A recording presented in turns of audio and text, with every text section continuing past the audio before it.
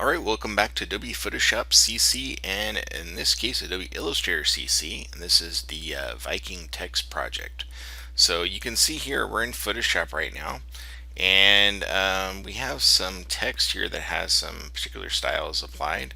We also have some images here. If we zoom in on these images here and these sort of like repeating snake icon here that are done in Illustrator. There's also some photo textures. If we roll the bottom here and hold Alt or Option, you can see this texture for the background. You can also see if we basically turn on the next layer, you could see how it has this sort of texture with the bevel and emboss. If I hold Shift, I can remove the mask here, and you can see it kind of going everywhere. This texture comes from Texturescom, formerly basically, which is now called Texturescom. And great site. You just sign up through email. Has some amazing textures to choose from. So I just wanted to shout out to them. And also Texturescom. Looks like I have a couple tabs here of them. But Texturescom also has some great textures. Cool thing about CG Textures, they have a freebie of a day, which I just downloaded this one. And it's a very large image. So great texture. It's like 5,000 by 3,300 pixels or something like that. So I realized that if you keep visiting the site, you can get these great textures for free also. So anyways, just a little shout out to them. So let's go on and figure out how to make these. So we can see here, especially like the snake top here, if I scroll up to the top here, the icons, we have some effects applied. And if I turn them off, you'll notice that the image disappears. That's because the fill is currently set to 0%. What this allows me to do is basically show off the style effects without actually looking at the image. So what does the image look like? Well, if we go to Illustrator here, this is what I've created. I essentially grouped this sort of structure of sort of iconic sort of snakes here.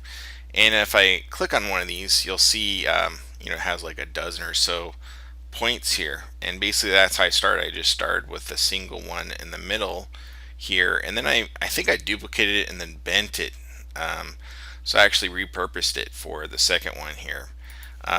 Then all I did was basically align them and figure out, well, some sort of structure where I want it to be flipped the other way.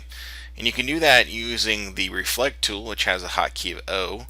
All you have to do is select something, then click on the tool, and then hold Alt or Option and click sort of in the middle between wherever you want to go, and click, and it will open up the options for the reflect tool.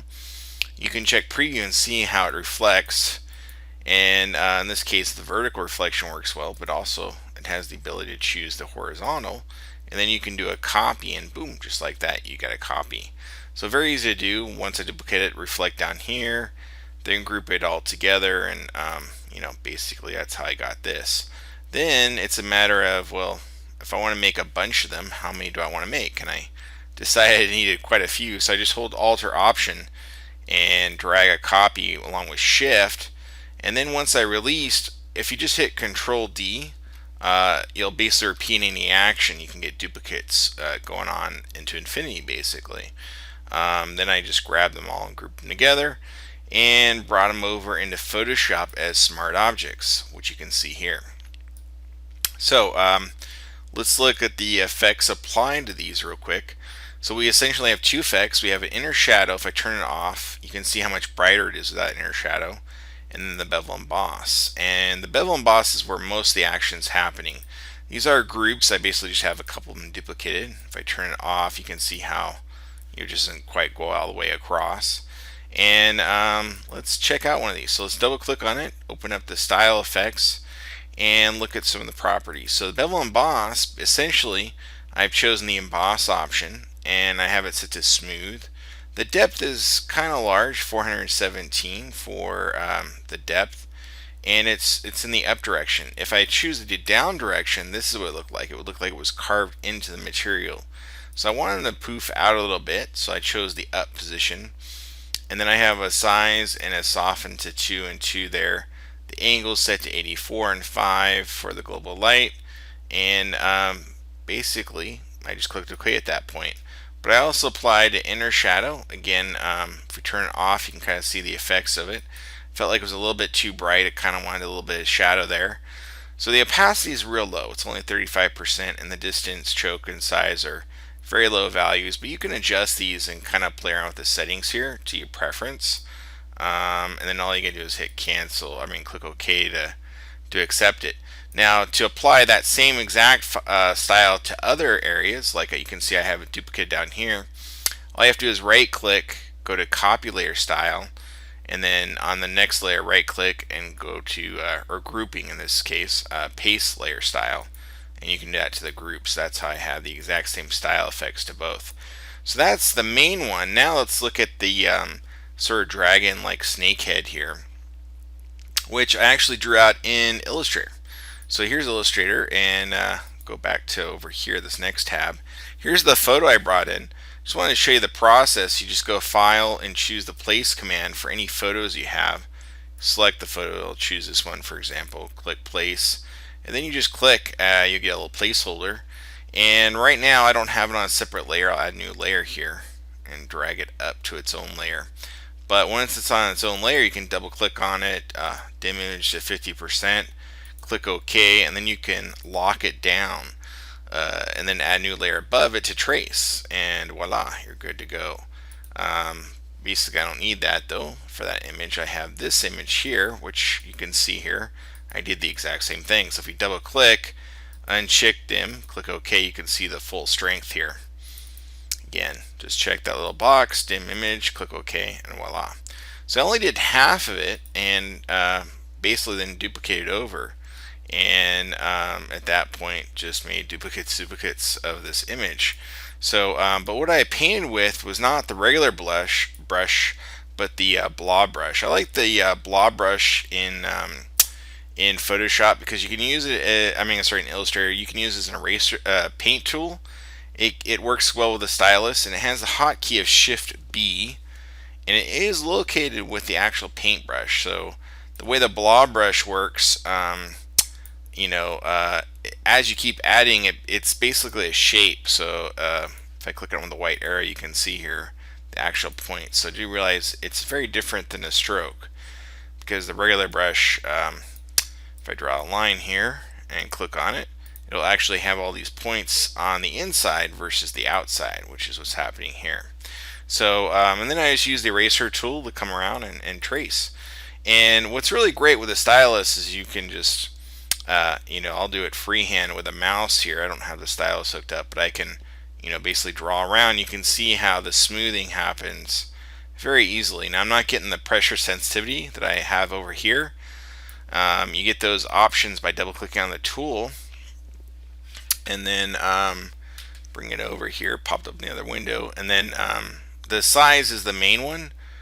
Setting the variation to a higher level here.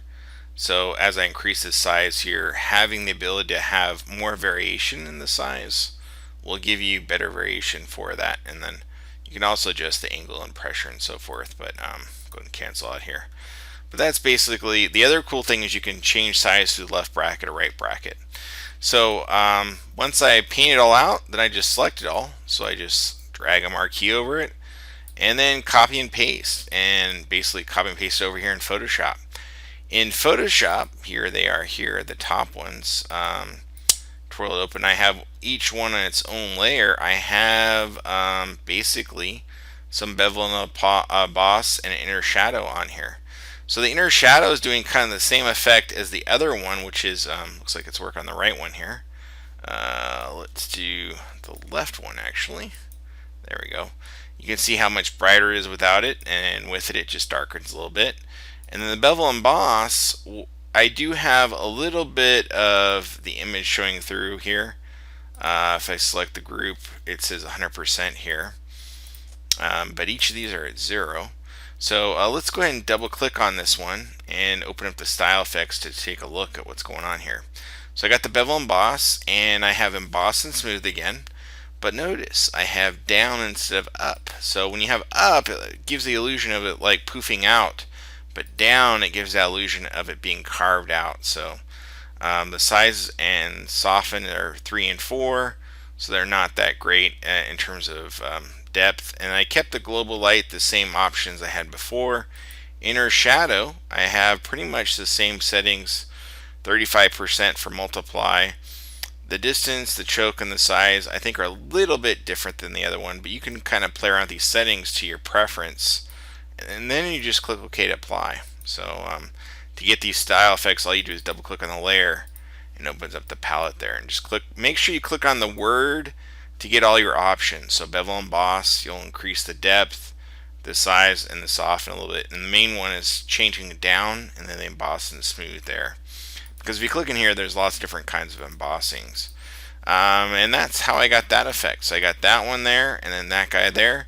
And the next tutorial will sort of cover the rest, the final texturing, and how to create the actual Viking text. So see you soon in Adobe Photoshop CC. Cheers.